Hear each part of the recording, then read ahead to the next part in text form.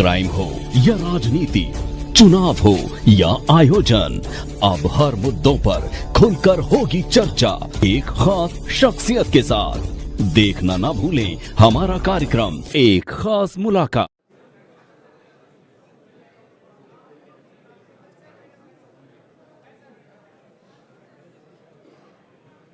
हमारे chief guest माननीय अरविंद केजरीवाल जी आ चुके हैं। सभी क्लैपिंग से उनका स्वागत करें।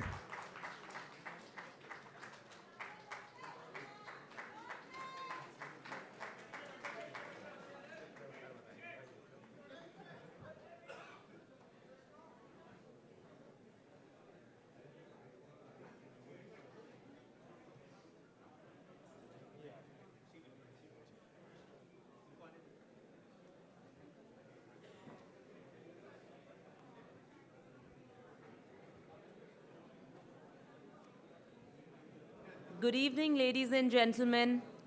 I'd like to extend a very warm welcome on behalf of Penguin Random House to all of you for being here this evening. It is the official launch of the Delhi model, a bold new roadmap to developing a new India. I'd like to begin with welcoming our wonderful dignitaries on stage. We'll begin with Mr. Arvind Kejriwal, our chief guest for the evening. And we'll have Himanshu from...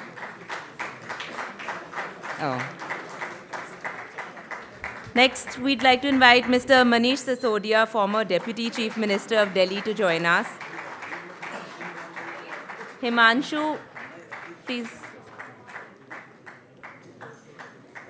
Can we also have Ms. Satishi, Chief Minister of Delhi, to come up on stage? Sakshi from Sarvodaya Kanya Vidyalaya will greet Atishi.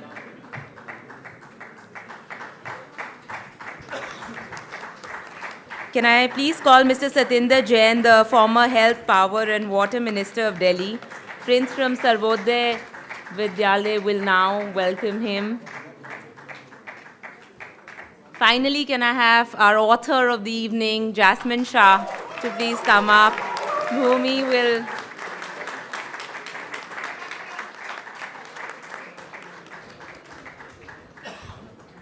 I think the government schools are one of the first things that people think of when we talk about the Delhi model. So I think it's very apt that we had the kids here today to welcome our dignitaries. We at Penguin Random House India are very proud to publish the Delhi model.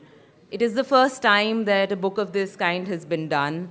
I think it serves as a great template for other states, for people to think of brave new ideas which can change a country as complex, as complicated, but full of opportunities like India.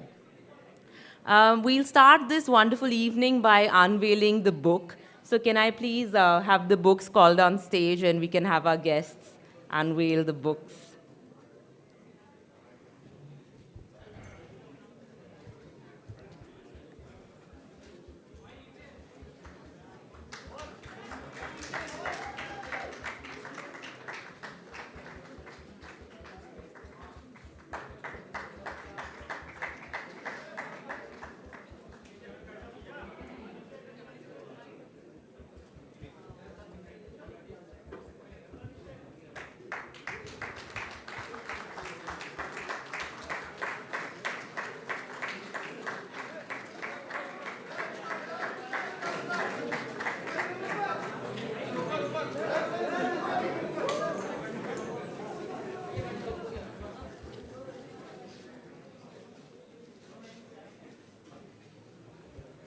I'll give you all a brief overview of the evening and how it will progress. We'll have an address by author Jasmine Shah.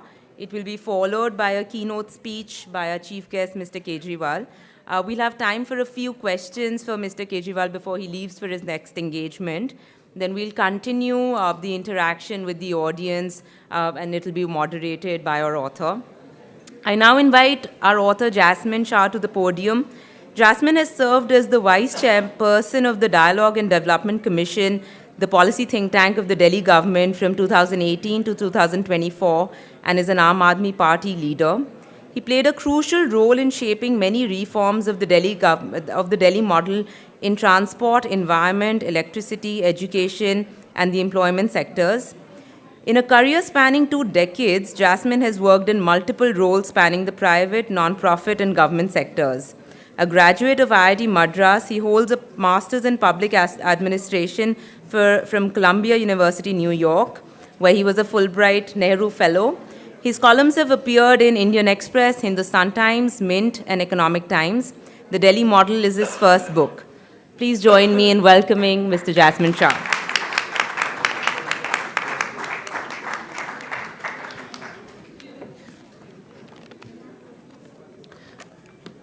Thank you, Radhika.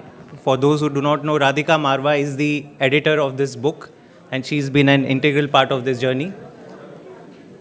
Honorable former Chief Minister of Delhi, Arvind Kejriwal ji, Honorable former Deputy CM of Delhi, Manish Sisodia ji, Honorable Chief Minister of Delhi, Atishi ji, and Honorable former Health Minister of Delhi, Satyendra Jain ji, all the senior leaders from Aam Aadmi Party, lot of my friends, colleagues, many senior editors and journalists in the world of media, ladies and gentlemen. I am very, very grateful to see so many of you today on a Sunday evening on this very special occasion, which is the launch of my first book. After writing this just one book, I can tell you one thing. You need a really good reason to write a book. As good as the feeling is to unveil the book or hold the book in your hands, the process of writing it is a pretty painful one, I must tell you. And if you don't do the job well, the process of reading it also ends up being very painful. So you want to avoid that. So I wanted to share with you today, in the few minutes that I have, as to why did I feel so strongly that the story of Delhi model had to be told, and why I feel that this story is one of the most important stories in India today. In February 2015, just as the entire nation stood in awe when the Aam Aadmi Party came to power with a historic mandate of 67 out of 70 seats, I was one of those millions who was watching the events unfold in television and feeling inspired. The AAP came to power not because it figured out some magical vote factions or vote bank coalitions, which is what politics has usually become in India. But it came to power because of a wide-eyed promise of transformation that people across castes and classes in Delhi believed in. And that was Vyavastha Parivartan. Arvind ji named the entire appeal or the promise of AAP as Vyavastha Parivartan, which is kind of a wholesale retooling of the government machinery itself. All of you will agree that this was once in a generation moment where Delhi's Aam Aadmi rose together to reject all the establishment parties for their failure to address the issues that affected their daily lives: crumbling government schools, overcrowded and unreliable healthcare system, long power cuts, constantly rising electricity and water bills, and ever-rising pollution. Yes, we are talking about the national capital in 2015 and not some remote state in India. So the first reason why I wrote this book is to record what happened to that promise of Vyavastha Parivartan that we started out with in 2015. I genuinely feel that while AAP's politics is discussed endlessly in primetime debates every day, unfortunately I am also been part of that, its track record in governance remains a black box for most, and especially for those who are outside of Delhi. I was amongst the few fortunate enough to have witnessed or had a ringside view of this promise being translated into reality within the Delhi government for 8 of these last 10 years. And I've always felt that it is a far, far more exciting story than AAP's daily political battles. Let me give you a sense of what I mean. Imagine asking these 5 questions. Can government schools in India consistently perform better than private schools? Is it even conceivable that students will drop out of private schools to stand in queue for admission to government schools? Can a public healthcare system in India provide free and quality healthcare for every citizen for every ailment from primary to tertiary level, irrespective of the cost? Can free and 24/7 electricity be available to every household? And can we have inflation levels in India which are lower than developed nations? The response to these questions in Delhi in 2015, or for that matter, in any other part of India, even in 2024, will invariably be impossible. ये नहीं हो सकता. This cannot happen in India, at least हमारे जीवन में तो नहीं हो सकता. The story of the Delhi model is the story of how all these and many more promises were turned into reality within a decade, setting new benchmarks in governance. If you don't believe me, sample these. Delhi's government schools have consistently outperformed private schools in class 12 board results for the last decade. Not for 1 year, for the last decade. In 2024, our government schools registered 97% board results as against 97% board results as against 94 in private schools. In the last decade, Delhi government set up a chain of 55 Ambedkar schools of specialized excellence. In 2024, these schools received over 1,44,000 applications for just 6,000 seats. A selection rate of 4% in a government school system in India. This is less than the Yale University, it is less than MIT, and it is comparable to what Harvard University's acceptance rate is. 70% of students from these Ambedkar schools who appeared in IIT JEE examinations this year cleared JEE mains. 70% in a government school system. Delhi today is the only state across India that has actually reduced its power tariffs over the past decade. No state has managed to do this, and I'm talking about actual power tariffs without the subsidy. Delhi has managed to reduce it over the last decade. Today, the average Delhi consumer pays 985 rupees for 400 units of consumption, whereas in Mumbai, they pay 4,463. That is 4.5 times higher. As of April 2024, Delhi had the lowest inflation across India at 2.2%. Compared to the average of 4.8% for India, Delhi's inflation in this month was lower than US, UK, Japan, France, and Germany. What I have attempted to do in this book is to tell a factual and a policy-based analysis of all the reforms undertaken, or the majority of the reforms undertaken in the Delhi model in 6 key sectors: education, health, air pollution, transport, electricity, and water. And how have these reforms set new benchmarks in governance, even though, and I admit it at various parts of the book, that even though much still remains to be done. I've also drawn an ambitious roadmap for national reform in each of these key sectors, leveraging the principles and the lessons that we have learned in Delhi in the past decade. But there is another important reason that drove me to write the book, and that is the dangerous path that India is going down. I'm sure for as long as each of you remember, India has been amongst the worst performers in United Nations Human Development Index, which gives us an overall measure of the well-being of our people. In the last 10 years alone, India's ranking on HDI has dropped from 130th to 134th. India today ranks 179 out of 189 countries in terms of its public health spending. We are perhaps the only country in the world that has reduced its health spending after the devastating COVID-19 pandemic. Every other country is investing more in its healthcare. We are reducing it. So ask the question for yourself. How can we ever become a developed nation without having a vision of providing world-class education and health to all our citizens? We may have become the 5th largest economy in the world, but what does it really mean to an average Indian? For the average Indian, what matters is the per capita income. And on that front, India has stagnated at 160th rank for the past 2 decades. For the past 2 decades, an average Indian's life seems to have stagnated. The work of the famous French economist Thomas Piketty shows that only the affluent, or the top 10%, have prospered in India in the last 2 to 3 decades. For the first time in our history, and I'm talking about data from 2022-23, for the first time in our history, India is today more unequal than it was under British rule.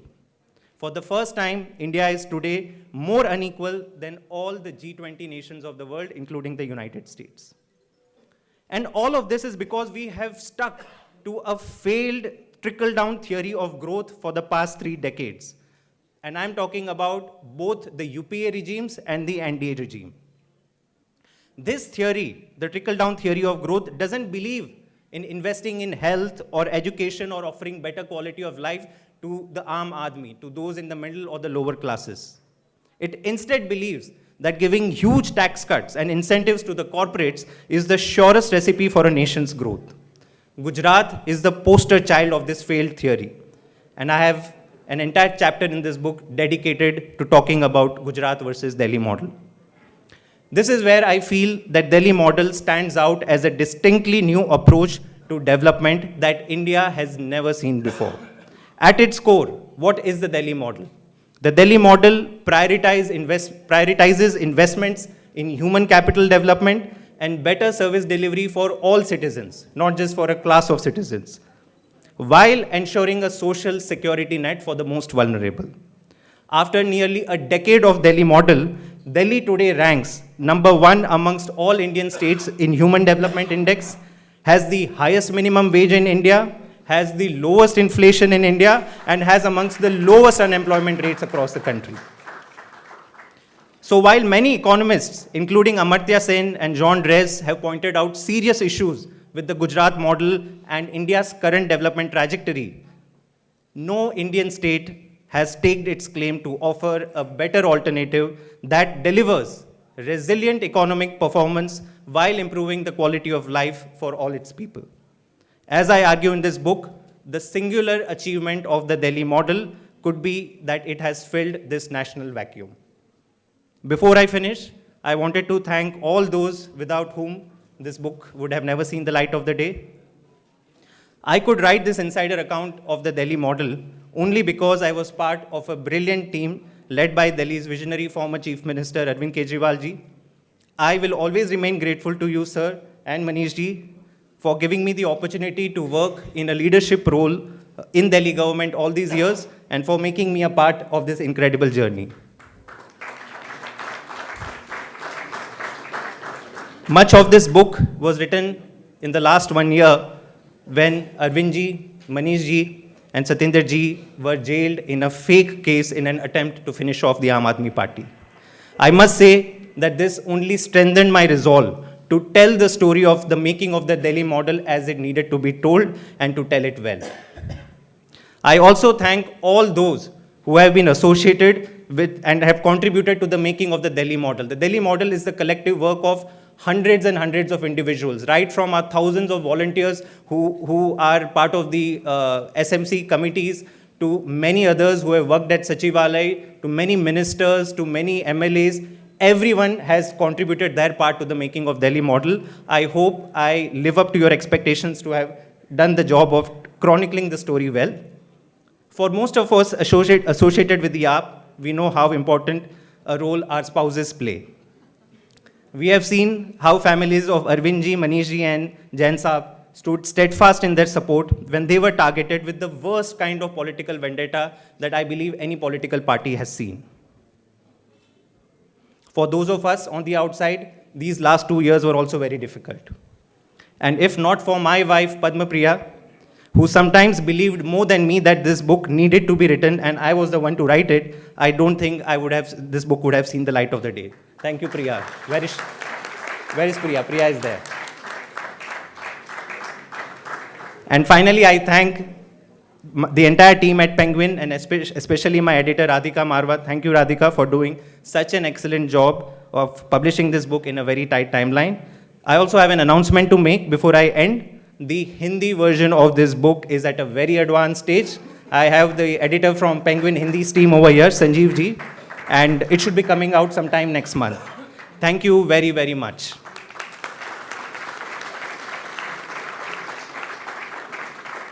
I now invite the chief guest of the evening, Honorable former Chief Minister of Delhi, Arvind Kejriwal ji.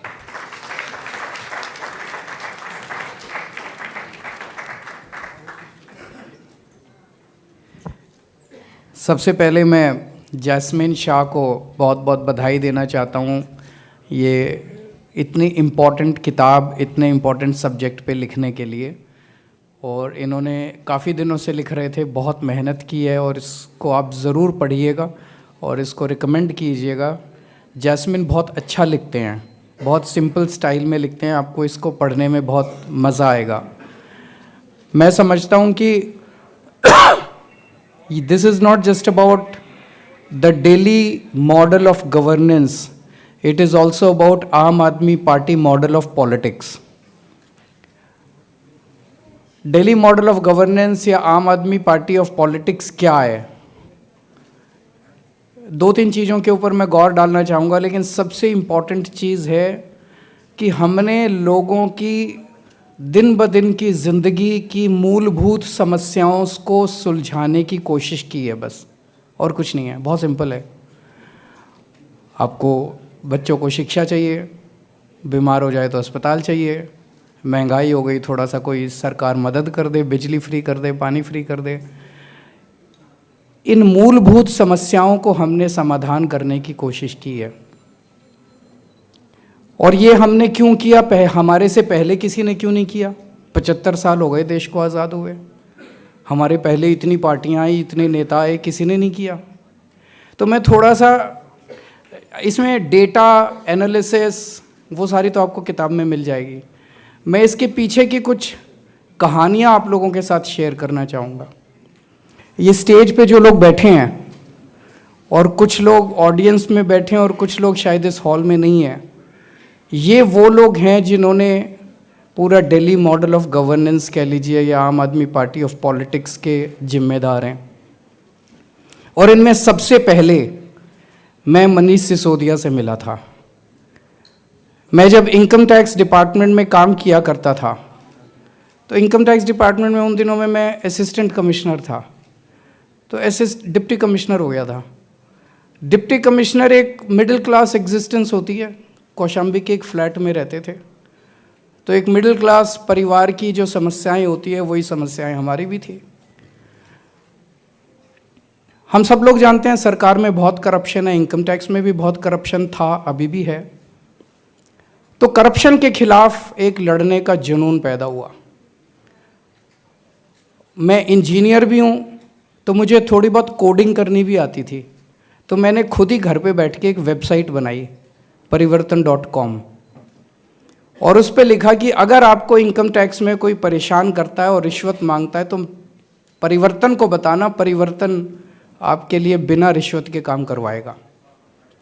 अब मैं income tax में sitting deputy commissioner, तो मैं तो face बन नहीं सकता मेरे को, तो नहीं तो अंडमान भेज देंगे ये लोग। मैं अपने ही डिपार्टमेंट के खिलाफ लड़ रहा था, तो आई नीडेड अ फेस। तो मैंने वेबसाइट तो बना दी, मैंने देखा, और उसमें हमने डाल दिया वॉलंटियर विद परिवर्तन। तो ये मैंने 30 दिसंबर 1999 को वेबसाइट बनाई थी, और 31 दिसंबर को सबसे पहला एंट्री उस पर वॉलंटियर करने वाला था मनीष सिसोदिया। सबसे पहली एंट्री इसकी आई थी। ये जी न्यूज़ में पत्रकार होते थे उस टाइम। तो मुझे बड़ी खुशी हुई, एक वेबसाइट बनाई, कोई पैसा नहीं था मेरे पास प्रचार करने के लिए, कुछ नहीं था। एक आदमी ने उस पर एंटर किया, तो मैं बाकायदा इसके घर गया। तो शकरपुर में रहते थे आप, वो ईस्ट दिल्ली में पटपड़ मदर डेयरी के पीछे शकरपुर है।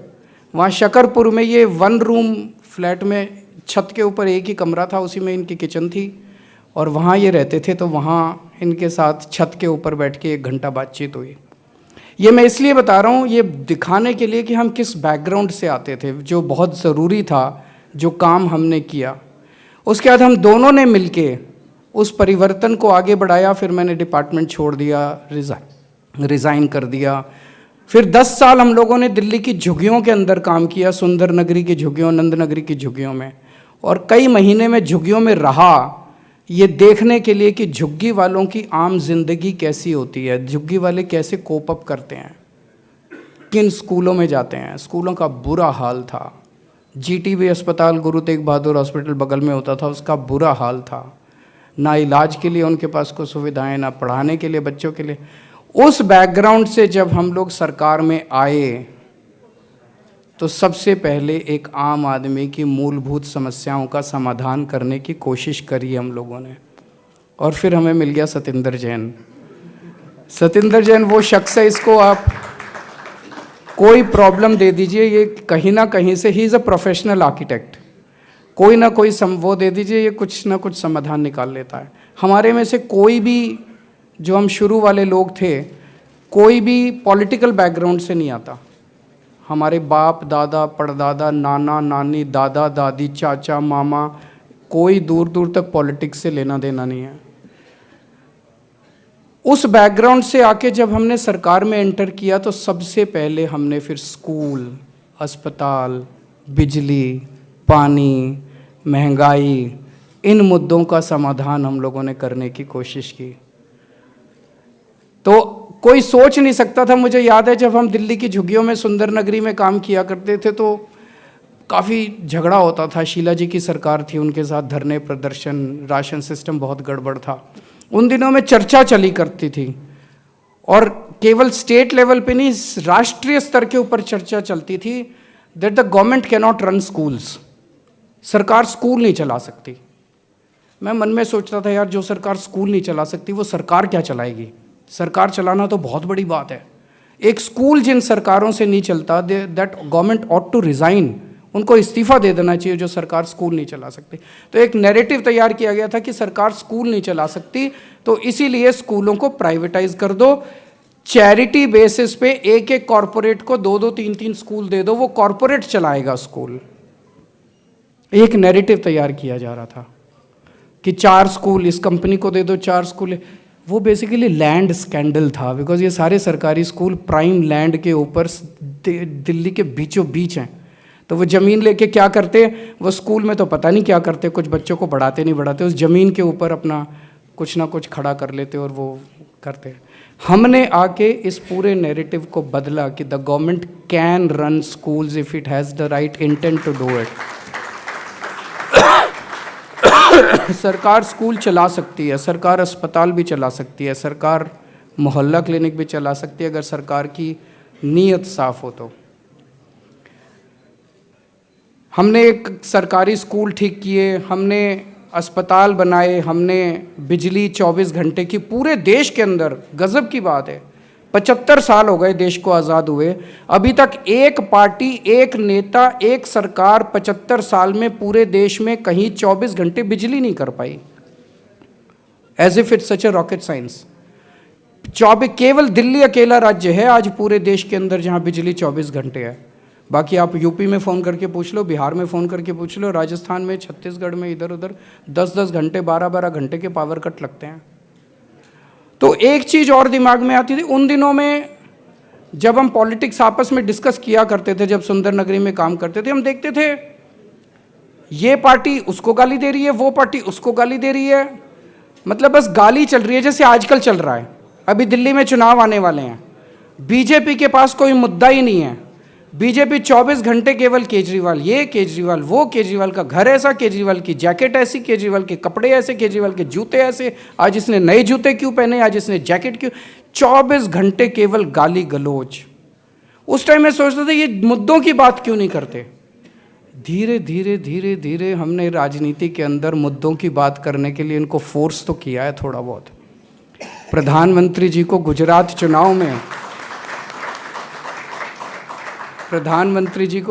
चुनाव में एक फर्जी क्लासरूम बना के वहाँ जाके फ़ोटो खिंचवानी पड़ी थी। इतना तो हमारा कंट्रीब्यूशन है देश की राजनीति के अंदर। तो धीरे धीरे हमने इनको फोर्स किया है। तो सबसे पहली चीज़, ये जाति के नाम पे चुनाव लड़ते थे, धर्म के नाम पे चुनाव लड़ते थे। अभी भी जब हम आपस में चर्चा कर रहे थे दिल्ली में, आज हमने सारी टिकटें अनाउंस कर दी हैं हमारे कैंडिडेट्स की, हम टिकट्स अनाउंस कर रहे थे, तो हमारे डिस्कशन में कभी भी ये नहीं आता कि ये फलानी सीट जो है ये इस जात की है इसलिए इस जाति को दे दो, उस जात की है इसलिए उस जाति को दे दो। हमारी केवल परफॉर्मेंस के बेसिस पे हमारी टिकटें बांटी जाती हैं। केवल ये देखते हैं कि कौन काम कर रहा है, किसको जनता पसंद कर रही है, कौन काम नहीं कर रहा, किसको जनता, केवल और केवल गवर्नेंस के बेसिस के ऊपर। तो गवर्नेंस के बेसिस पे चुनाव लड़े जा सकते हैं और चुनाव जीते जा सकते हैं, ये हमने इस देश के अंदर साबित करके दिखा दिया। पहले कहते थे नहीं, धर्म के नाम पे चुनाव लड़े जाते थे, और यही कारण है कि दिल्ली के अंदर अब इनकी पोलराइजेशन की पॉलिटिक्स नहीं चलती।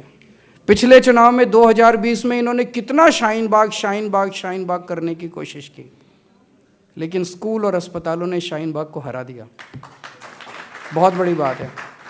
इनके इतना शाहीन बाग करने के बाद भी 70 में से 62 सीट आई है, केवल 8 सीट ले पाए दिल्ली के अंदर। तो सबसे इम्पॉर्टेंट चीज़ तो है कि मूलभूत समस्याओं को, जनता की मूलभूत समस्याओं का ध्यान देना। और ये हम कुछ तो अच्छा कर ही रहे होंगे क्योंकि जनता को पसंद आ रहा है जो कुछ भी हम कर रहे हैं। 3 बार तो दिल्ली में चुनाव जीत चुके, अब चौथा चुनाव है, उसमें भी जनता कह रही है कि सरकार तो आम आदमी पार्टी की बनेगी, 2-4 सीट ऊपर नीचे ना हो जाए, पर अब चौथी बार सरकार बनाने जा रहे हैं हम दिल्ली के अंदर। उसी के बेसिस पे पंजाब में सरकार बन गई, उसी के बेसिस पे गुजरात में 5 एमएलए आ गए, उसी के बेसिस पे गोवा में 2 एमएलए आ गए, और उसी के बेसिस पे कश्मीर के अंदर हमारा 1 एमएलए बैठे हैं सामने, महराज मलिक, 1 एमएलए बन गया। तो जो मूलभूत समस्याओं के बारे में हम लोग चर्चा करते हैं दिल्ली के अंदर, वो पहला कंपोनेंट। दूसरा है ईमानदारी, बहुत इंपॉर्टेंट है इस मॉडल ऑफ गवर्नेंस में या इस पॉलिटिक्स में। ईमानदारी होनी चाहिए, अच्छी बात है, लेकिन सबसे इम्पॉर्टेंट है पैसा कहाँ से आएगा। इतने स्कूल बनाने का, इतने अस्पताल बनाने का, फ्री में इलाज करने का, फ्री में शिक्षा देने का, फ्री में बिजली देने का, फ्री में पानी देने का, फ्री में बस यात्रा करने का, तीर्थ यात्रा कराने का, और अब 2100 रुपये हर महिला को देने का। इतना पैसा कहाँ से आएगा?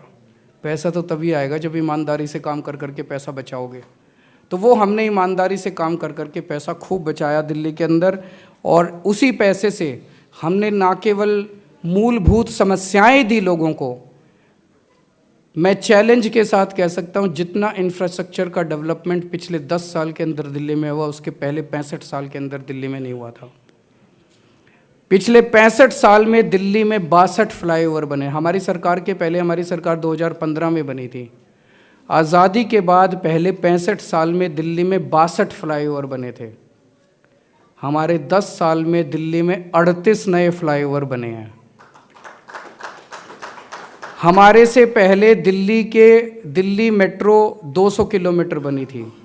हमारे 10 साल के अंदर 250 किलोमीटर ऐड किया है, 450 किलोमीटर दिल्ली मेट्रो बनी है।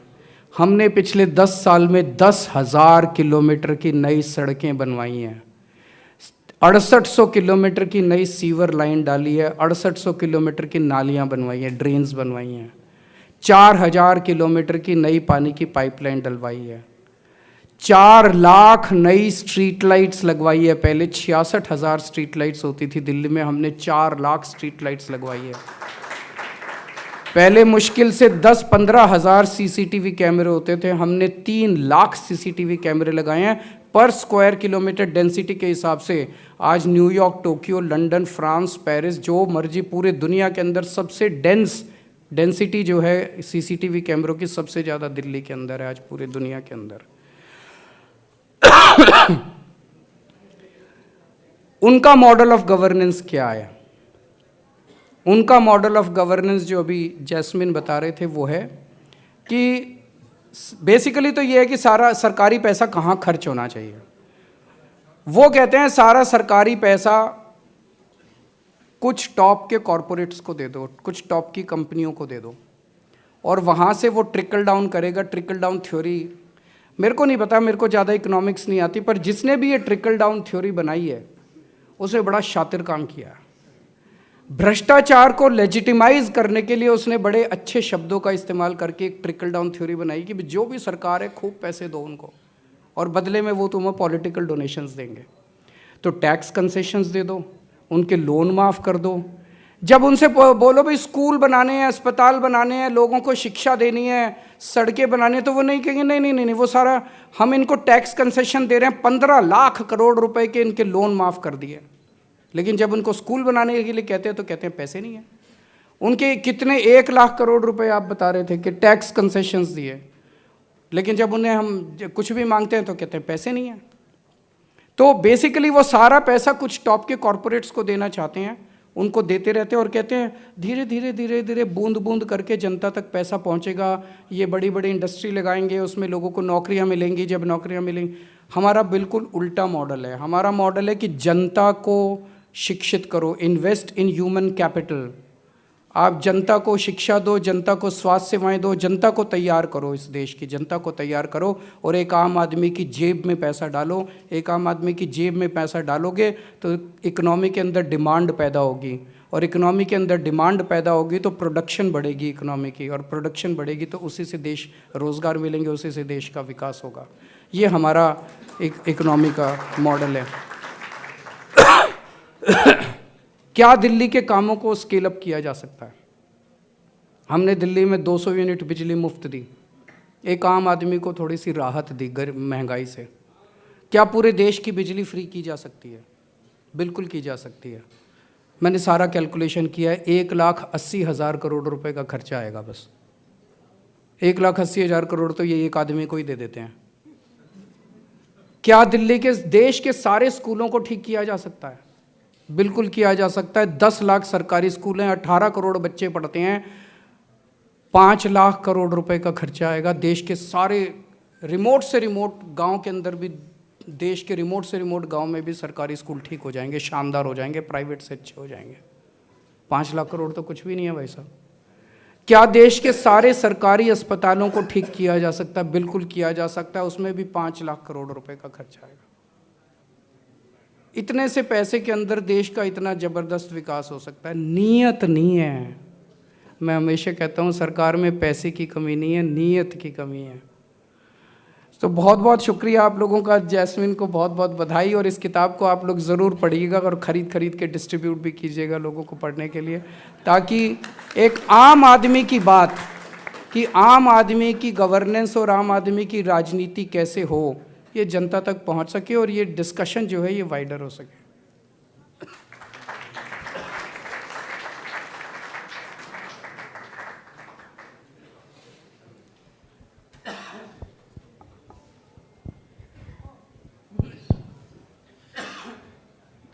आई नो आज हम थोड़ा लेट चल रहे हैं, तो अरविंद जी से बस हम कुछ मिनट उनसे ज़्यादा लेंगे। Many of you may want to have to ask any question, so we can start. Couple of questions for Arvind ji. I think Prem Shankar ji ने पहले हाथ उठाया था. Prem Shankar Jha ji is a veteran journalist. Please. Arvind ji, hello. मैं पहले तो आपको कुछ अपने तरफ से थैंक्स कहना चाहता हूँ। ये कोविड के वक्त में जैसे आपने लोगों को बचाया, अपने पूरे ख़जाने को खर्चा करके, जो लोग कि माइग्रेंट वर्कर्स थे और जिनको कि घर नहीं जाने दे रहे थे, वो मैंने देखा और मैंने कहीं किसी और स्टेट में नहीं देखा। दूसरा, आप पहले वही फर्स्ट चीफ मिनिस्टर थे जिसने कहा कि इनकी आप 5 दिन इनको घर पर रोक के तब अस्पताल ना ले जाइए, नहीं तो ये मर जाएंगे, घर पे ही ट्रीटमेंट शुरू कर दीजिए। और पूरे मुल्क से 1 महीने पहले आपने ज़ीरो पर ले आया था। तो ये another part of government from the bottom upwards. And मैं एक चीज़ आपसे पूछना चाहता हूँ, ये पर्सनल क्वेश्चन है। वो एक क्षण था आपके लाइफ में जबकि आप एजिटेशन से गवर्नेंस की तरफ घूमे कि I must make a political party, otherwise I can do nothing. वो क्या हुआ? Was there any specific thing that happened then जिससे कि आप भ्रष्टाचारी आंदोलन को छोड़ के आप पार्टी बनाने की? सर, हमने कभी ज़िंदगी में भी नहीं सोचा था कि हम राजनीति में आएंगे, और ना कभी मंशा थी। जैसे एक मिडिल क्लास परिवार के लोग सोचते हैं कि राजनीति तो कीचड़ है, अच्छे लोगों को नहीं जाना चाहिए, हम भी यही सोचते थे। लेकिन जब वो आंदोलन हुआ, अन्ना आंदोलन, उसमें हमारी एक ही मांग थी कि लोकपाल बिल पास कर दो। अगर उस time Congress Lokpal bill pass कर देती तो शायद आम आदमी पार्टी नहीं बनती। उन्होंने बिल पास नहीं किया, उन्होंने चैलेंज किया कि खुद ही चुनाव लड़ लो और खुद ही आके असेंबली में पास कर लो। तो हम फिर चुनाव लड़े और सब बैठे क्या करना चाहिए, और सब ने बैठ के तय किया कि पार्टी बना के अब चुनाव लड़ने चाहिए। Thank you. One more question at the back.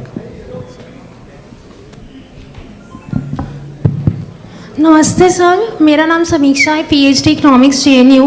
मुझे आपको ये एक क्वेश्चन भी है। मेरे सब रिश्तेदार ना आपको बहुत गाली देते हैं सर, बहुत गाली देते हैं। जब भी मैं जाती हूँ आपको गाली देते हैं। उसका एक रीज़न है सर। सर आपने बस फ्री करी महिलाओं के लिए, बिजली फ्री करी, पानी फ्री किया, मोहल्ला क्लिनिक बनाए, गवर्नमेंट स्कूल बनाए। अमीरों के बच्चे तो उनमें पढ़ते ही नहीं हैं। तो क्या इस दिल्ली का अमीर आपसे चिढ़ता है क्योंकि आप गरीबों के लिए काम करते हैं? पर हमने तो इंफ्रास्ट्रक्चर भी किया, इतना इंफ्रास्ट्रक्चर किया जो कि हमारे से पहले किसी ने नहीं किया। मैंने बताया पहले 65 साल में 62 फ्लाईओवर बने, हमने 38 नए फ्लाईओवर ऐड किए। हमने महिलाओं की सुरक्षा कह लीजिए या अपराध कम करनी, हमने 4 लाख स्ट्रीट लाइट्स लगवाई, जबकि हमारे से पहले 66,000 स्ट्रीट लाइट्स लगी थी। हमने 3 लाख CCTV कैमरे लगाए, जबकि उसके पहले लगभग नेग्लिजिबल CCTV कैमरे थे दिल्ली की सड़कों के ऊपर, which is the highest in the country.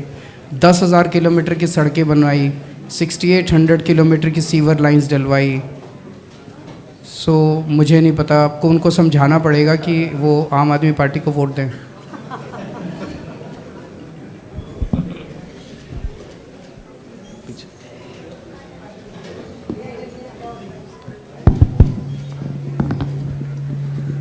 Hello sir, मेरा नाम मैं एक चीज़ और बोलना चाहता हूँ। इस पूरे नैरेटिव को अमीर और गरीब के अंदर बांट के देखना थोड़ा सा ओवर सिंप्लीफिकेशन है। क्योंकि पहली चीज़ तो अब 24 घंटे बिजली, आपके रिलेटिव दिल्ली में रहते हैं, दिल्ली में उनके 24 घंटे बिजली आती है, तो उनसे पूछना कि उनकी पार्टी के किस राज्य में 24 घंटे बिजली आती है। एक राज्य बता देना। गुजरात में 30 साल से उनकी सरकार है, फिर भी वो 24 घंटे बिजली नहीं दे पाए। तो कुछ तो अच्छा किया ना, उनको भी फ़ायदा हुआ 24 घंटे बिजली का, है ना। 8-8 घंटे के पहले पावर कट लगते थे दिल्ली में। दूसरी चीज़, अगर अच्छे सरकारी स्कूल हो गए और इस देश के गरीब बच्चों को अच्छी शिक्षा मिल गई, इससे बड़ा राष्ट्र निर्माण का काम कोई हो सकता है? फिर उन्होंने तो कुछ नहीं किया। इनफैक्ट उनकी पार्टी तो प्राइवेट स्कूल माफिया के साथ मिलके हर साल अनाप शनाप स्कूलों की फीसें बढ़वाते हैं। हमने आज सरकारी स्कूल इतने अच्छे कर दिए कि प्राइवेट स्कूलों को कंपटीशन दे रहे हैं, और प्राइवेट स्कूलों की फ़ीस भी नहीं बढ़ने दी हम लोगों ने। तो ये इसको ओवर सिंप्लीफाई करके ये कहना कि हमारी सरकार से मिडिल क्लास को या अमीरों को क्या फ़ायदा हो रहा है, नज़रों का धोखा है, नज़रों का फेर है। Last question. हाँ, लास्ट क्वेश्चन प्लीज़। सर, मेरा नाम करमनियत हडानी है, मैं एक NGO चलाता हूँ दिल्ली में। हमने दिल्ली सरकार के साथ काफ़ी काम भी किया है। तो एक इनके सवाल जैसा ही कुछ सवाल है मेरी, बल्कि एक अलग तरह की शिकायत है आप लोगों से। जो शिक्षा, स्वास्थ्य वगैरह में आपने बहुत अच्छे काम किए, उनको तो आपने एडवर्टाइज़ किया है। बुक में बहुत अच्छी बात है, मैंने देखा रोज़गार के बारे में लिखा है कि आपने रोज़गार में क्या काम किए हैं। दिल्ली में जैसे अब एग्रीकल्चर काफ़ी कम है, किसानों के लिए भी आपने काम किया है बहुत। और मैन्युफैक्चरिंग थोड़ा बहुत ब्रीफ ले लेता हूँ। मैन्युफैक्चरिंग दिल्ली में ज़्यादा है नहीं, फिर भी GDP ग्रोथ रेट इतना हाई है। और आपने जैसे रेस्टोरेंट्स के लिए, ट्रांसपोर्ट बिजनेसेस के लिए लाइसेंस राज वगैरह कम किया, RTO हटाया। इन चीज़ों को और एडवर्टाइज कीजिए जो मिडिल क्लास को और एलीट क्लास को समझ में आए कि उनको भी फ़ायदा हुआ है। ये बातें हैं पर इतना ज़्यादा चर्चे में नहीं है। मैं रिक्वेस्ट करूंगा कि इसको आप अपने कैंपेन्स वगैरह में और हाईलाइट कीजिए। मैं सहमत हूँ आपसे। ये इसको इस तरह से प्रेजेंट नहीं किया गया कि इस हमारे काम से मिडिल क्लास या अपर क्लास को, उसको जितना भी हमारा काम है उसको एक फ्रीबीज के रूप में प्रेजेंट किया गया, ना कि देश के विकास के रूप में उसको प्रेजेंट किया गया। मुझे दौड़ना होगा, मेरा चुनाव का कैंपेन चल रहा है, मुझे माफ़ कीजिए, पर बाकी टीम आप लोगों के साथ जारी रखेगी। Thank you so much. Thank you sir.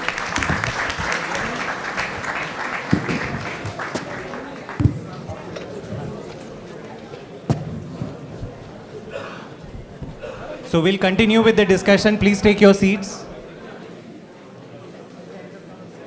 आप यहाँ पे आ जाइए। I think no please हाँ प्लीज़ एक बार सेटल डाउन कर लीजिए।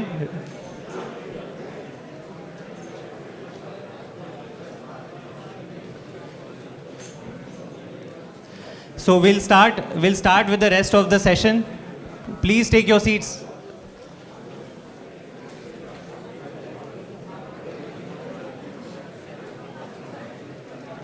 तो मेरा पहला सवाल, for the rest of the session, हमारे पास ज़्यादा वक्त नहीं है, दिल्ली में चुनाव आने वाले हैं। मनीष जी, आतिशी जी, जैन साहब अपना कीमती समय लेके यहाँ पे आए हैं। कम से कम टाइम में लेट्स ट्राई एंड अंडरस्टैंड कि उनके नज़रिए से दिल्ली मॉडल का सफ़र कैसे रहा। सबसे मेरा सवाल मनीष जी से है। मनीष सर, मैंने आपका एक न्यूज़पेपर इंटरव्यू में आपने एक बात कही थी 2016 में, हिंदुस्तान टाइम्स था, जहाँ पे आपने जो कन्वेंशनल डेफिनेशन है कि इंफ्रास्ट्रक्चर क्या होता है, उस पे आपने रिटर्न सवाल पूछा था इंटरव्यूअर को, और आपने कहा था कि infrastructure should not be about building roads and flyovers only. Building modern government schools or laying water and sewer pipelines to unserved areas should also be treated as development. तो क्या आप ये बता सकते हैं कि जब आम आदमी पार्टी की सरकार बनी तो कैसे ये जो प्रायोरिटाइजेशन एजुकेशन, हेल्थ, वाटर वगैरह में हमने किया, जो बहुत ही कम सरकारों ने देश में किया है, और एज अ फाइनेंस मिनिस्टर जो 40, हम काफ़ी गर्व से कहते हैं कि 40% अपने बजट का एजुकेशन और हेल्थ में स्पेंड करने वाली इकलौती दिल्ली सरकार है, तो उसमें क्या क्या बाधाएं आई? आई एम श्योर ब्यूरोक्रेसी से भी पुशबैक आया होगा. How did you shift the entire allocation that no government has manage to do? देखिए, जैसा अरविंद जी ने कहा था अभी कि हम लोग झुग्गियों में रहे, हम लोग लोगों के बीच में रहते थे. मेरे साथ एक और प्रिविलेज था कि मैं पत्रकार था, तो पत्रकार होने के नाते आपको देश दुनिया को जानने का, समझने का मौका मिलता है, बाकी और लोगों से ज़्यादा, जितना आप रोज़ाना अलग अलग तरह के लोगों में जाते हो. तो वहाँ से मुझे हमेशा एजुकेशन एक बड़ा पेन पॉइंट दिखाई देता था, हेल्थ सिस्टम एक बड़ा पेन पॉइंट दिखाई देता था. मैं ऐसे लोगों को जानता हूँ, जब मैं जर्नलिस्ट के रूप में भी जाता था, बात होती थी कि जिनके घर में अगर कोई बीमार पड़ा है तो उनको इस बात की चिंता कम थी कि बंदा ठीक हो जाएगा, इस बात की चिंता ज़्यादा होती थी कि यार ये ठीक हो गया तो इसका बिल कौन चुकाएगा. ये मैं लोगों की टेंशन में देखा है लोगों को. तो उस सब से जब गवर्नमेंट में आके काम करने का मौका मिला तो सबसे पहले लगा कि यार ये ही ठीक करना है और यही डेवलपमेंट है.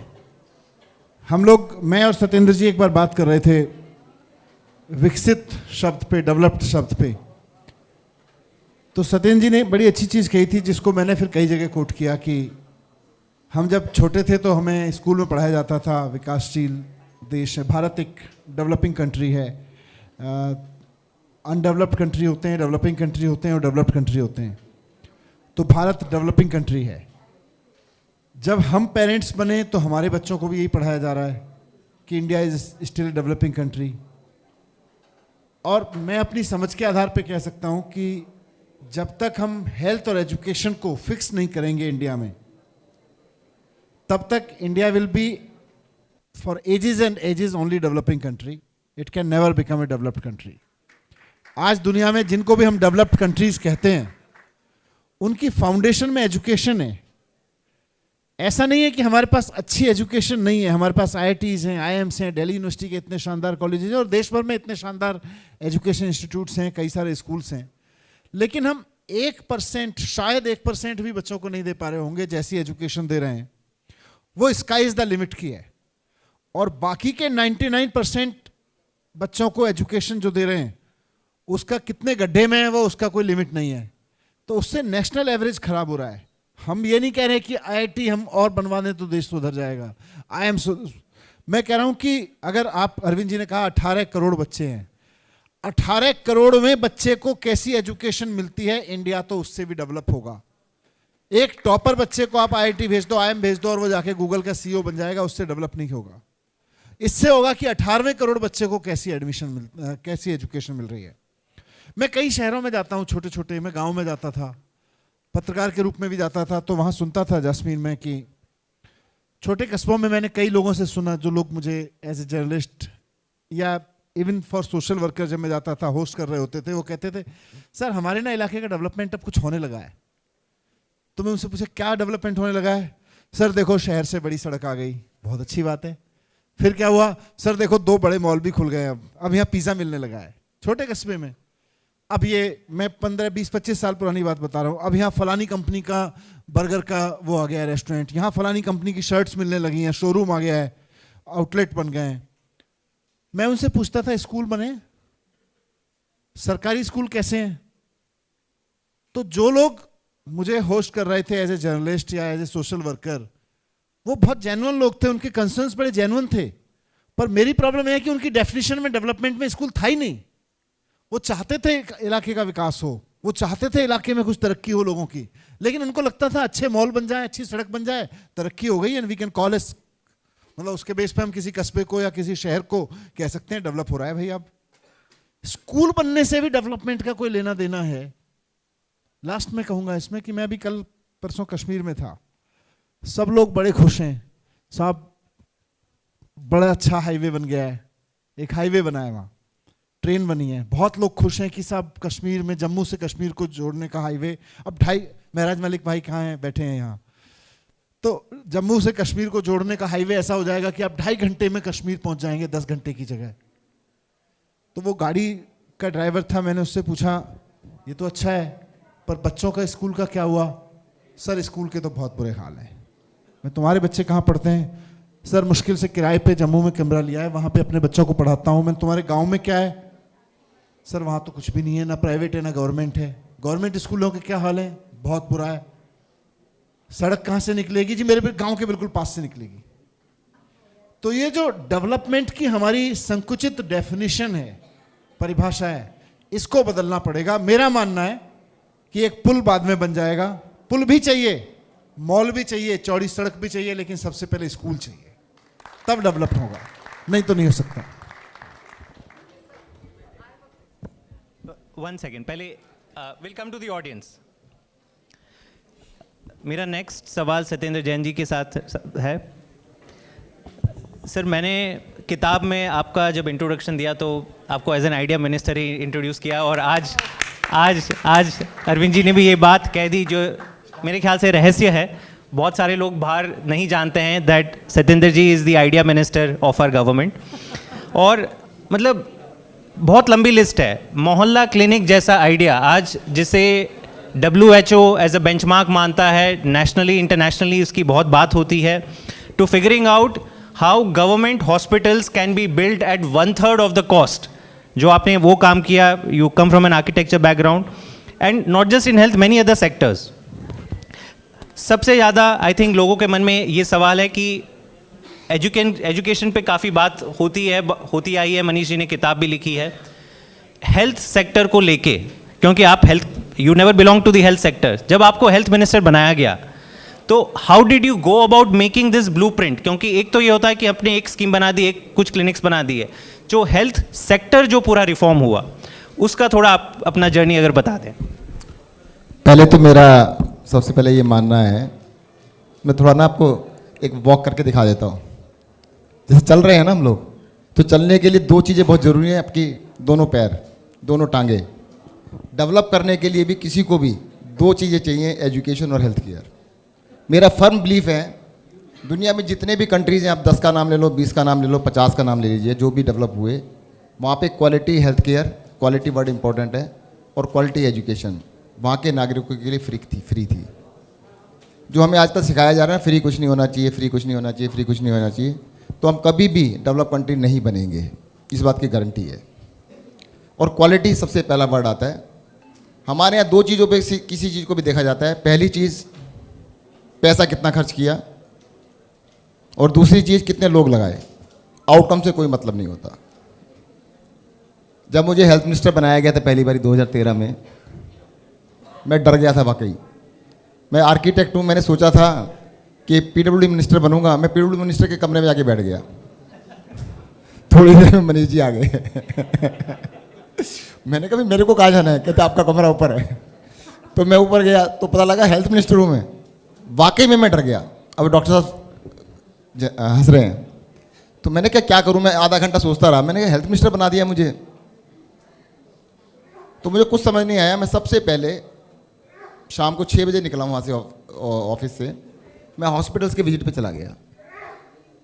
एक हॉस्पिटल, 2 हॉस्पिटल, 3 हॉस्पिटल करते करते रात के 1 बजे तक मैं अलग अलग हॉस्पिटल्स में गया। और जब मैंने उनको देखा तो मुझे लगा कि यार ये ना मेडिकल प्रॉब्लम नहीं है, प्रॉब्लम तो कुछ हो रही है। जैसे मैं फर्स्ट एक्सपीरियंस आपसे शेयर करूंगा, LNJP हॉस्पिटल में गया था मैं, सीधा मैं इमरजेंसी ब्लॉक में चला गया। अंदर में गया हूं तो वो सीन मेरे आज भी जहन के अंदर है, भूल नहीं सकते हैं। एक भी बेड ऐसा नहीं था, मैंने गिनती की, जिस पे कम से कम 2 पेशेंट ना हों। और ऐसे भी बेड थे जिसमें 3 पेशेंट थे, एक बेड पे तो 4 पेशेंट थे, 3 फीट बाई 6.5 फीट के बेड के ऊपर। बुरी हालत थी, लोग घायल हैं, बीमार हैं, 3 पेशेंट एक बेड, और डॉक्टर्स लगे हुए हैं, स्टाफ लगा हुआ है। मैंने ये तो बेचारे कोशिश कर रहे हैं, तो प्रॉब्लम तो कुछ और है। मैं बाहर आया, मेरे पत्रकार दोस्त खड़े थे सारे के सारे, बताओ जी क्या प्रॉब्लम है। मैंने कहा डॉक्टर्स काफ़ी मेहनत कर रहे हैं, स्टाफ काफ़ी मेहनत कर रहा है। क्या दिक्कत बताओ, कमी क्या है। मैंने कमी है जो मेरी है सारी। कमी मेरी क्या है कि भाई मैं मंत्री बन गया हूँ, मुझे वो ठीक करना है जो कि होना चाहिए था। तो वो मेरे लिए स्टार्टिंग पॉइंट था।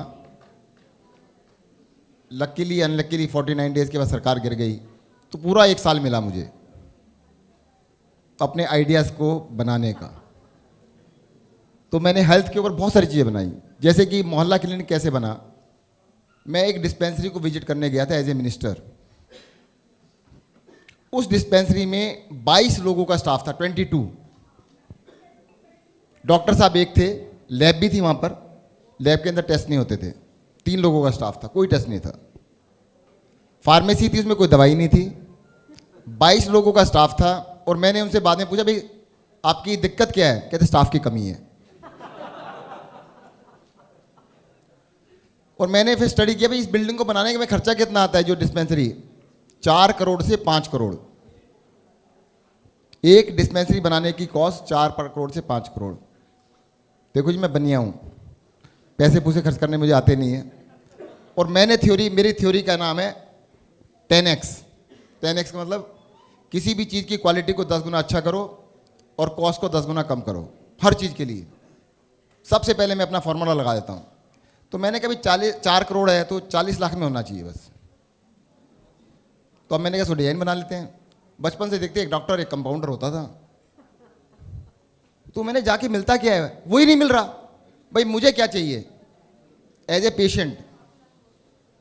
हॉस्पिटल में गए या डॉक्टर के पास गए, एक डॉक्टर मिल जाए, दवाई मिल जाए, टेस्ट मिल जाए, तो वो तो छोटी सी जगह में भी हो सकते हैं। मैंने एक छोटा सा मॉडल बनाया, आर्किटेक्ट में हूँ ही, एयर कंडीशन बनाया, उस मॉडल को बनाया, तो एक बना के दिखा दिया जैसे आए, तो फिर पसंद भी आ गए तो आगे उसको बढ़ा दिया।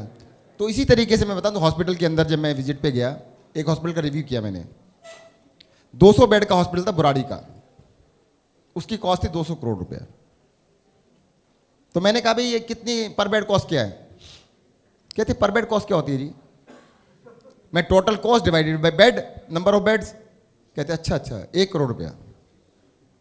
मैं सारा विजिट करके आया। मैंने कहा भाई इतनी लंबी चौड़ी बिल्डिंग बना दी आपने, एसी है। कहते नहीं एसी नहीं है, एयर कंडीशन भी नहीं थी। फिर मैंने इसको रिवाइज किया, उसको 600 बेड में कन्वर्ट किया, 25 करोड़ एक्स्ट्रा लगे, बस 25 करोड़ लगे।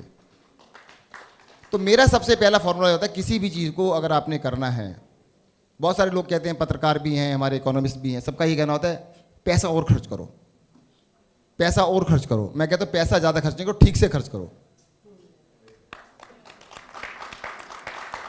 मैंने स्टडी कराई, दिल्ली सरकार के हॉस्पिटल्स में एक ओपीडी की कॉस्ट, सबकी मैंने वो ऑडिट कराया, 1200 रुपये से लेकर 2600 रुपये थी।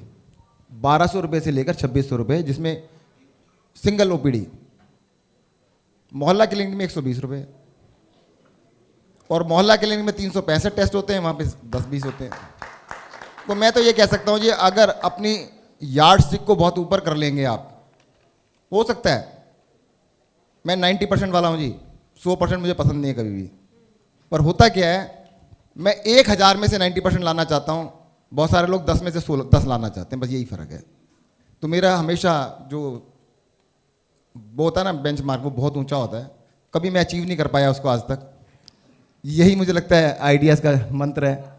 कि उसको कोई अचीव नहीं कर पाया, मैं भी नहीं कर पाया, पर ऊंचा उसको अगर कर भी लेते हैं तो फिर और ऊंचा कर देते हैं कि इसको थोड़ा सा और ऊपर बढ़ा दीजिएगा। जैसे मैं बताऊं, मनीष जी और मैं एक जगह बैठे थे, एजुकेशन का था, तो वहां पे मैंने कहा ये मतलब हम क्या कर रहे हैं, दिल्ली से 1 लाख बच्चे पढ़ते हैं 12वीं क्लास में, तो हम 4 लाख सीटें बना देते हैं ना। दिल्ली के जो स्टूडेंट्स हैं उनको 50%, बाहर वालों को 100% का 100%, इंडिया से बाहर वालों का डबल कर दो, हमारे स्कूल भी चल जाएंगे, सब कुछ चल जाएंगे, बढ़िया हो जाएगा। कहते हैं हाँ ये करेंगे, उसके बाद ही पंगा हो गया हमारे साथ। कहते ये कुछ गड़बड़ ना कर दे। देखो मैं एक चीज़ बताऊँ, मैं ना 2-5 मिनट और लेना होगा। अभी उधर से क्वेश्चन आता है, अरविंद केजरीवाल जी से उनके रिश्तेदार बड़ी नफरत करते हैं। उसका कारण मैं बता सकता हूँ आपको क्यों करते हैं, क्योंकि अरविंद केजरीवाल उनमें से एक हैं।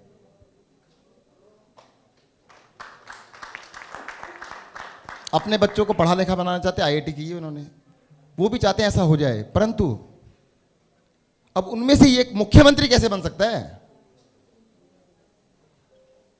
अगर कोई, जैसे मेरे फादर के शब्दों में, मेरे फादर ने जब मुझे टिकट मिली थी कहा था इलेक्शन लड़ेगा, ये तो लुच्चे लफंगे लड़ते हैं, शरीफ आदमी पढ़े लिखे इज्जतदार लोग इलेक्शन लड़ते हैं क्या?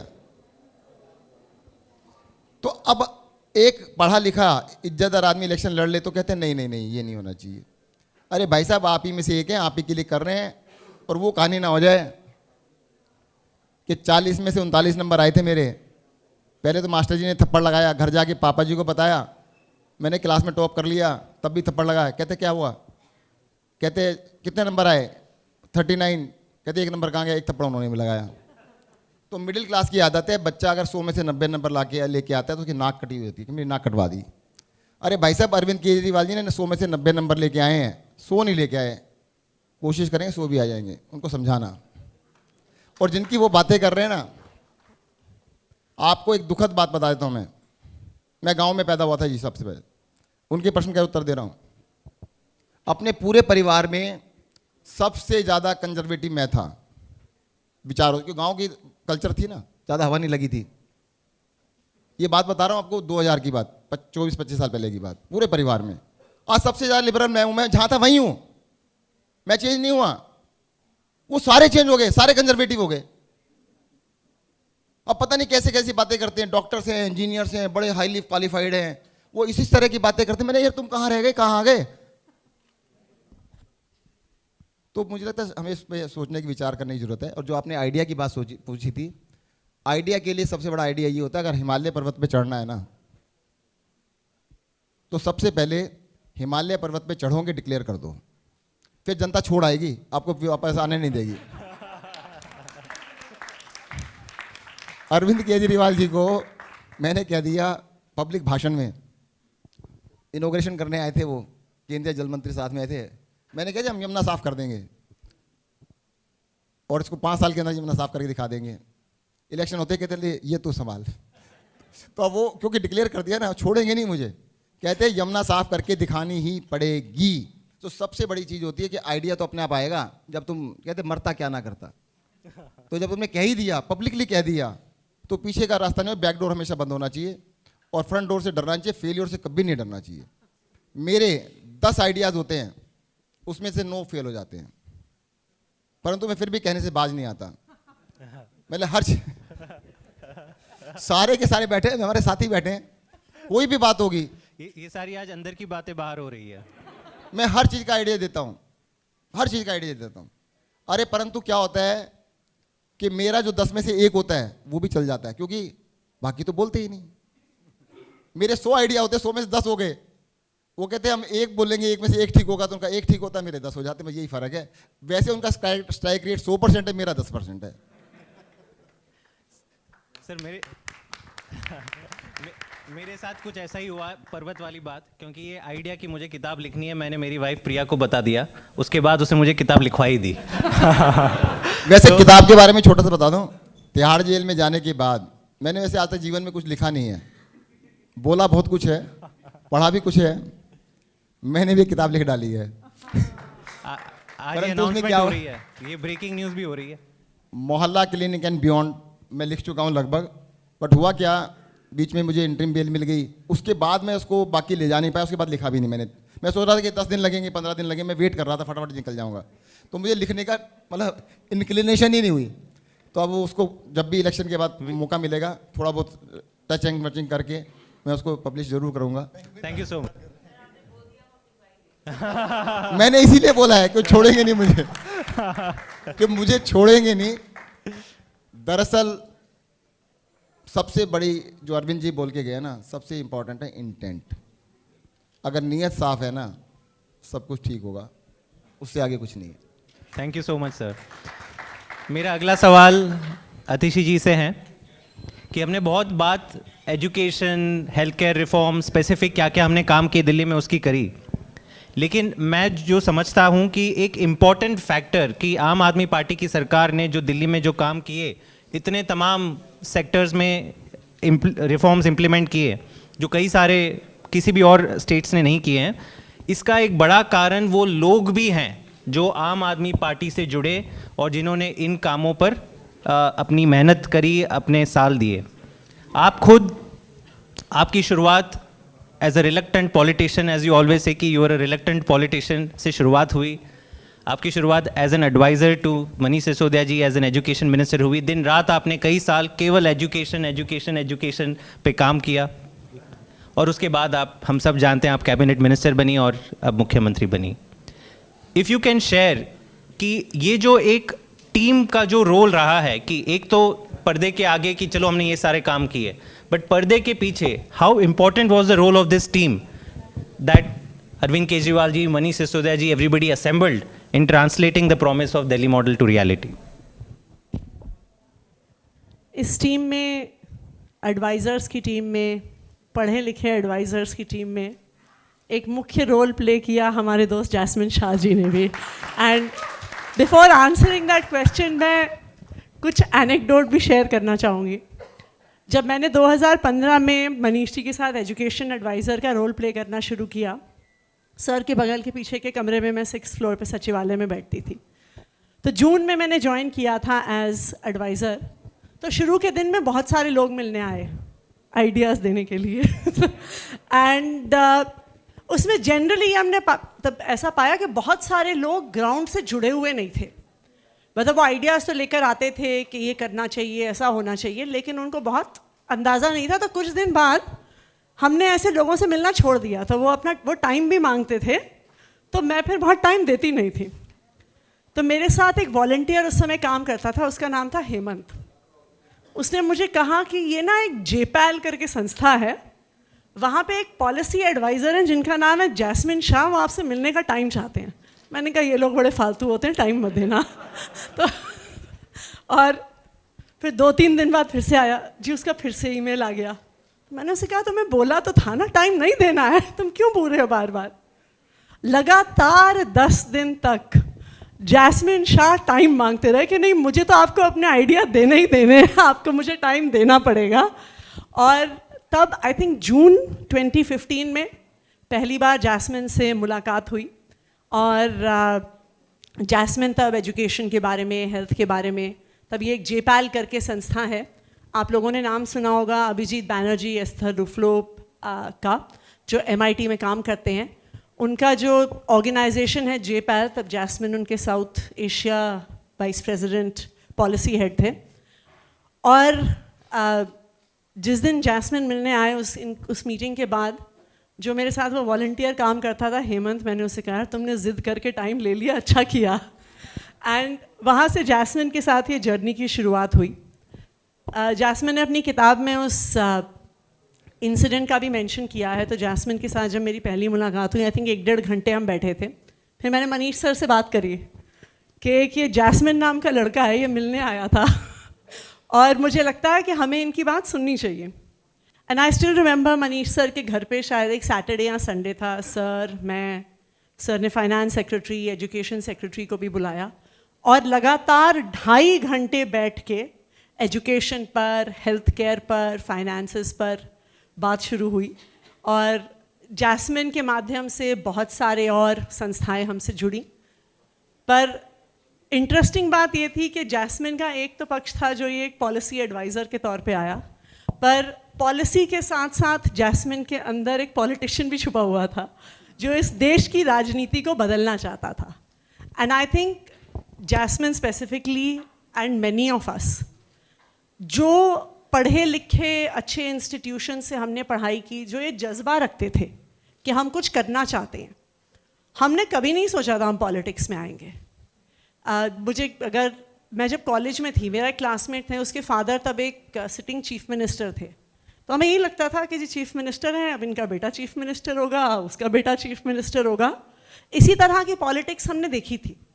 अगर कोई हमसे उस समय पूछता भी कि आप पॉलिटिक्स में आना चाहते हो, apart from this middle class objection कि जी पॉलिटिक्स तो गंदी चीज़ होती है, पॉलिटिक्स में बहुत कीचड़ है, अच्छे लोग पॉलिटिक्स से दूर रहते हैं, ये तो एक समस्या थी. दूसरी समस्या ये भी थी कि आप पॉलिटिक्स में अगर घुसना चाहते हो तो आप किसी पॉलिटिकल पार्टी के साथ जुड़ोगे कैसे, चुनाव लड़ोगे कैसे, काम करोगे कैसे, इसका भी किसी को कोई आइडिया नहीं होता था. तो आप पॉलिटिक्स में एंट्री कैसे कर सकते हैं, ये भी दूसरी चीज़ होती थी जो किसी को पता नहीं होती थी. नंबर 3, और जो मैं अब खास करके देखती हूँ कि हम जैसे पढ़े लिखे लोग जब किसी पॉलिटिकल पार्टी में जाते भी हैं तो हम ये फ्रंट रो वाले नहीं होते, हम वो बैक रो वाले होते हैं जो बैठ के कागज़ बना रहे होते हैं, जो कोई जाके अपनी स्पीच में बोलेगा. ये आम आदमी पार्टी की और जो हमने दिल्ली सरकार में काम किया है, ये इसकी खासियत रही है कि जो लोग एक्सपर्टीज़ को टेबल पर लेकर आए हैं, जो लोग अलग अलग सेक्टर्स में अच्छा काम करते हैं, जो लोग देश दुनिया की बेस्ट यूनिवर्सिटीज़ से पढ़े लिखे हैं, उनको आम आदमी पार्टी और दिल्ली सरकार फ्रंट रो में लेके आई है. I think that is the real difference that the party is made. मुझे याद है बहुत साल पहले मैं मध्य प्रदेश में रहती थी, वहाँ पे हम एजुकेशन पे काम करते थे. आप किसी अफसर से, किसी पॉलिटिशियन से टाइम मांगने जाइए तो कोई टाइम ही नहीं देता था. आप उनसे बात भी करिए important education health care related issues से, उनका कोई इंटरेस्ट नहीं होता था, राइट? जबकि उनका काम था एजुकेशन सिस्टम को इम्प्रूव करना, उनका काम था हेल्थ केयर सिस्टम को इम्प्रूव करना. मैं ये कहूँगी कि ये दिल्ली सरकार की सबसे बड़ी खूबी रही है कि दिल्ली सरकार ने हमारे चीफ मिनिस्टर अरविंद केजरीवाल जी की लीडरशिप में हर सेक्टर में लोगों को चुन चुन के ढूंढा और अपनी सरकार में किसी ना किसी तरीके से लेके आए कि हमें एजुकेशन सेक्टर ठीक करना है तो हमें एक शानदार एजुकेशन एडवाइज़र की ज़रूरत है, हमें ट्रांसपोर्ट सेक्टर ठीक करना है तो कोई ऐसा व्यक्ति चाहिए जो उस पॉलिसी के बारे में जानता है, अगर हमें हेल्थ सेक्टर ठीक करना है तो हमें उसके लिए कमिटेड लोग चाहिए. एंड आई थिंक ये एक बहुत यूनिक चीज़ रही है दिल्ली सरकार के बारे में. एंड मुझे लगता है ये शायद जिस पैशन की अभी अरविंद जी ने बात करी, मनीष सर ने बात करी, जैन साहब ने बात करी, कि हम लोग यहाँ पे सिर्फ चुनाव लड़ने, चुनाव जीतने नहीं आए, हम लोग यहाँ पे इस देश को बदलने आए. और हमें एक बहुत अर्जेंसी रहती है कि 2 महीने बाद नहीं, 2 हफ्ते में करना है, 2 हफ्ते में नहीं करना, 2 दिन में करना है. और अगर 2 दिन में करना है तो बेस्ट माइंड्स चाहिए और अभी चाहिए और हमारे साथ 24/7 काम करने को चाहिए. And I think this has been one of the most important and beautiful things about the Delhi model. और मैं इसका एक दूसरा पक्ष भी कहूँगी कि एक तरफ तो हो सकता है कि हम जैसे कुछ लोग हैं जो US में पढ़े, UK में पढ़े, लेकिन हमारी गवर्नेंस को लास्ट माइल पर लेके जाने में बहुत सारे हमारे पार्टी से जुड़े हुए और आम लोगों ने भी एक बहुत बड़ी भूमिका निभाई है. इसका सबसे बड़ा एग्जाम्पल है हमारी स्कूल्स की स्कूल मैनेजमेंट कमिटीज़. हमारी SMCs में चाहे हमारे MLA रिप्रेजेंटेटिव्स हुए, अलग अलग ऑर्गेनाइजेशन से सोशल वर्कर्स हुए, पेरेंट्स हुए, उन्होंने स्कूल की छोटी बड़ी चीज़ों को ठीक करने में जो मेहनत करी, क्योंकि उनमें भी वो पैशन था कि हमें ये बदलाव करना है. कुछ महीने पहले आई रिमेंबर हम सड़कें ठीक करने पे जब काम कर रहे थे, सरकारी सिस्टम ने हमें सारी सड़कों का सर्वे करके नहीं दिया, लेकिन जब हमने एक वॉलंटियर्स की टीम बनाई, उन्होंने दिल्ली के एक एक गड्ढे का हमें GPS लोकेशन भेज दिया, जो फिर हमने डिपार्टमेंट को दिया और कहा कि अब इन सड़कों को जाके ठीक करिए. सो आज जो दिल्ली में काम हो पाया है वो सिर्फ इस वजह से नहीं हो पाया कि पार्टी में कौन था कौन नहीं था, पर जो ये टीम बनी, चाहे पॉलिसी एडवाइज़र्स की, चाहे ग्राउंड वॉलंटियर्स की, आई थिंक सबकी मेहनत से ये दिल्ली मॉडल खड़ा हो पाया है. Thank you so much. I know हम बहुत ही we are way about time, but एक सवाल अगर हम ले लें, जस्ट 3-4 क्विक क्वेश्चंस. सर आप. राजन नेक्स्ट. और एक mic. Good evening. Next mic पीछे. राजन को. हाँ जी please. My question to the Chief Minister, Madam. Madam, when Prime Minister Narendra Modi came to power in 2014, the first thing he did was, abolish the Planning Commission and abolish the idea of the 5-year plans and annual plans. So my question to you, Madam, so do you think this 5-year plan and annual plan concept should be revived so that the agenda of the developed India could be achieved, before 2047? Thank you. Gajanan Mali from 10 News. एक काम कर लेते हैं, will just take questions. या Rajan. Just from the point of view of communication, जैसे अरविंद जी ने कहा कि ट्रिकल डाउन एक बहुत ही शातिर मूव था, ताकि एक करप्शन जैसी चीज़ को और क्रोनी कैपिटलिज्म जैसी चीज़ को आप एक बहुत बढ़िया सा एक ये दे सकें. तो इसी तरीके से जैस्मिन और आप सभी से मेरा ये सवाल है कि इसका एंटीडोट हम अपनी तरफ से क्या दे सकते हैं? कोई ऐसा कोई इमेजिनेटिव कोई एक फ्रेज जिससे कि जो एक कॉमन इंसान जुड़ पाए और कह पाए कि यार ये वो वाला नहीं, मतलब हम कोई ट्रिकल डाउन के लिए हम कोई प्यासे भिखारी नहीं बैठे हुए हैं, हम बनाएंगे देश. ऐसा कोई एक इमेजिनेटिव स्लोगन या कुछ आपके जहन में आया जैसे आपने ये बुक लिखा या जैसे आपने इतनी पब्लिक लाइफ के अंदर ये सब किया हुआ है? इस पर मैं मनीष जी से पूछूंगा जवाब देने के लिए. Next any one more. Nimi. Jasmine, many congratulations. I was waiting for this book. So my question to you is, since I've seen you working, I've worked with you, around you, this obsessive compulsive phenomenon that our government or our party works with, like करना है तो अभी करना है, best करना है, सबसे अच्छा करना है.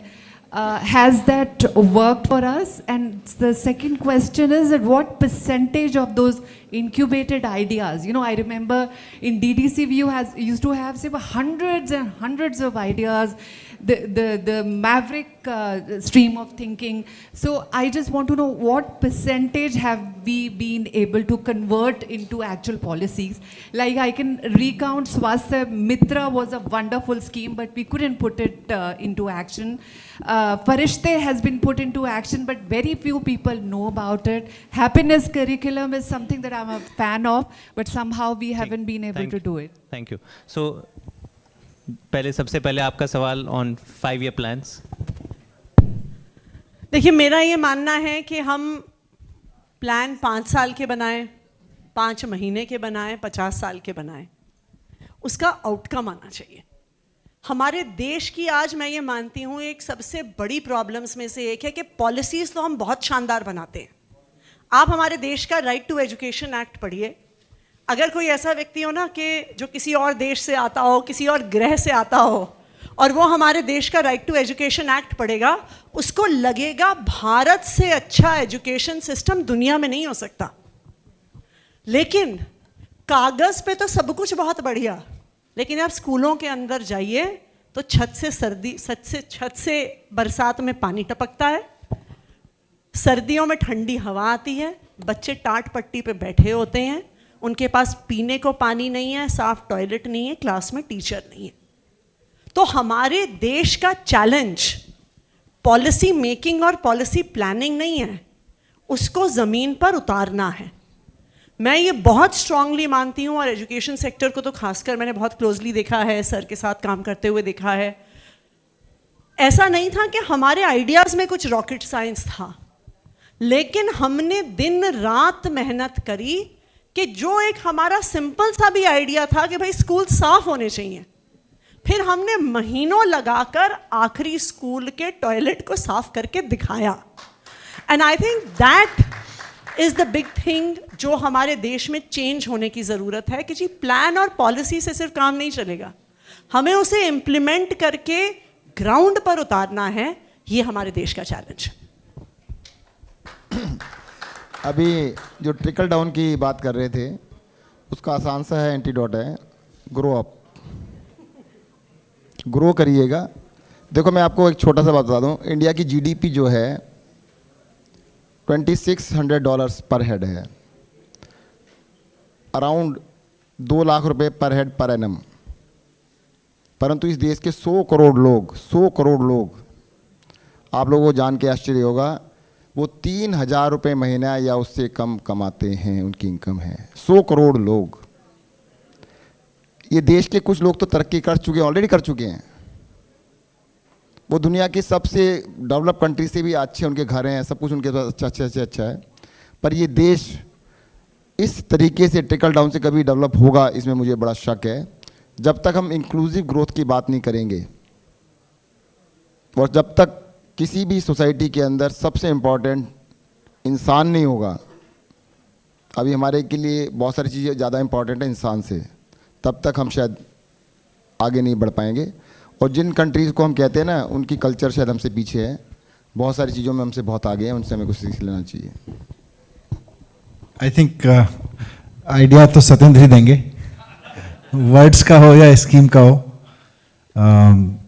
निमी ने पूछा कि has it worked, Arvind ji ने उसका जवाब दिया था कि अगर देश के प्रधानमंत्री को पहली बार ये ज़रूरत महसूस हो रही है कि दा नरेंद्र मोदी किसी एक आर्टिफिशियली क्रिएटेड ही सही स्कूल में बैठ के फोटो खिंचवाए, मतलब देश ये वो उस सब के बीच से वो आदमी निकल के एक स्कूल में फोटो खिंचवाने के लिए मजबूर हो रहा है, तो आइडिया है, things have worked for me and I am sure for most of us.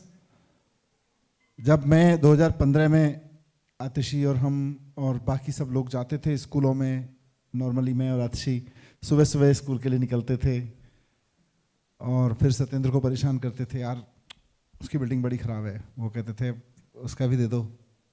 फिर सत्येंद्र जाते थे इंजीनियर्स को लेके उसका डिज़ाइन बनाने के लिए।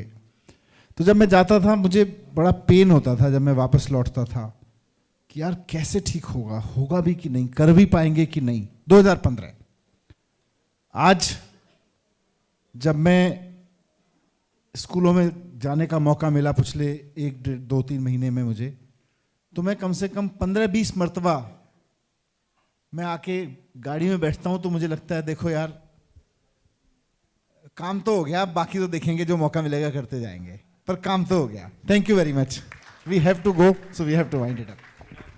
I thank all three of you, Manish ji, Satyendra ji, Atishi ji, for joining, and for all of you. Thank you very much.